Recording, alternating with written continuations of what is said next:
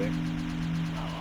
That's just a cool boat to I've have. been told that you were born Yeah. again, basically, 3 or 4 months ago, that you found a place where, and I'd like you to explain this to me, the toad. I'd like you to explain the toad to me. Do you understand the toad? Is it like ayahuasca? No, it takes you to another level. Ayahuasca is nothing compared to this. Is it called DMT? Yes.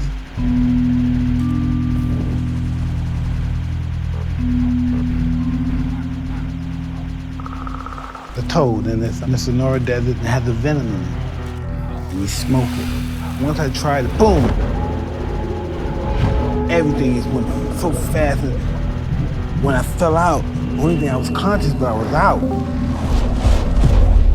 My brain was still functioning, my thoughts, I could still talk to myself, I could hear my mind, and I was saying, I fucked up. And I killed myself. Because you killed the ego. I was like, I'm dying. It was just really mind-blowing.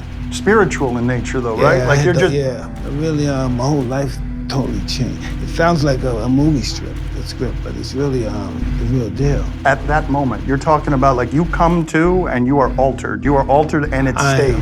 I don't know. I wake up, I'm happy, I'm laughing, smiling, I think, what the Really? happened? Yeah. Really? I had no idea. So sex, cocaine, championship belt, those weren't happiness? Nothing, no. It lasts forever, but it was only 15 minutes.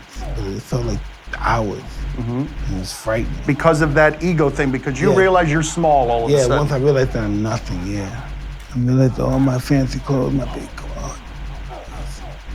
Can you explain to me why it makes you emotional just talking about it? Because I imagine the reason it makes you emotional is because for 4 decades you've been trying to find happy, man. You know, when you think you know everything and then you realize you don't know anything, that's a big awakening. You can call it growth or you can call it divine intervention. You do realize you're talking about the toad like someone would talk about God, right? Well, I don't know. I'm not going to say it's God. I'm not going to put nothing in the same breath as God. Can you explain how it changed you? It was just the death of your ego. Now when your ego died, I felt so naked and afraid at that particular time because that's all I really had when you really think about it was my ego. That's interesting because your ego served you too, or in some of the ways that other people would measure success. Oh, no doubt, 100%. It made me that guy that I really wasn't interested in as I got older, but that made me a very special and famous person.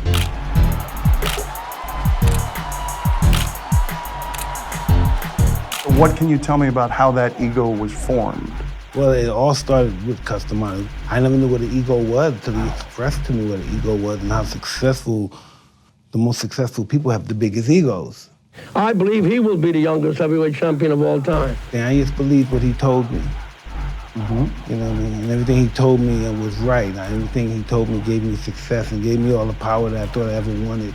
Did Cuss give you any of the tools to shut off the ego? No. Why would he do that? The only thing that I had was my ego. Is that the first time you felt sort of love and safety? 100%, yeah. I can say honestly, I have a very deep affection for him, I do. And he gives me the motivation. I will stay alive, and I will watch him become a success. Because I will not leave until that happens. He was my right-hand man from the beginning till he died.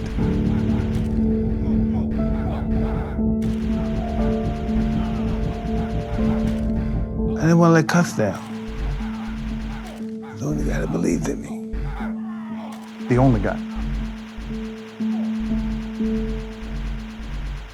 When you look back at his love and that discipline, have you had another love like that in your life that felt like that? Because that was the first time you felt cared for. I love Cuss as a father, but Cuss is really like a general. And you have to listen to the general. You have to believe everything. You were a soldier. You have to believe everything the general says is right. You can't second guess it. But do you now look back and be like, I could have gotten a little more compassion here? I wouldn't have the relationships with my children that I had with Cuss. No, I wouldn't do that. But I'm so happy that I did have a relationship like that with him. I wouldn't want it to change any other way. Was there any joy in your childhood? I like him, but joy when I made Customato happy.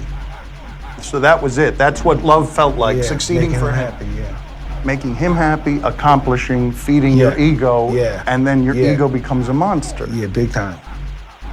And did you realize that your ego was a problem as you were climbing up? No, my ego gave me everything I wanted. How could that be a monster? What was that like to be the youngest heavyweight champion? Did you get to enjoy it, or was it just pressure, leeches, trust problems, betrayal, that everything that came with money and success after Yeah, that? but I thought that's what it was. I was groomed to be Goliath. I wasn't groomed to be David. Even though I was small, I was the David guy because I'm smaller than everybody. But I was groomed to be Goliath because I'm so insecure. I was a monster because that's all I really knew. And that's all I wanted to be because I was the most successful fighter. But the way I was promoted, I'm Goliath, I'm a killer. Nobody's gonna feel sorry for me.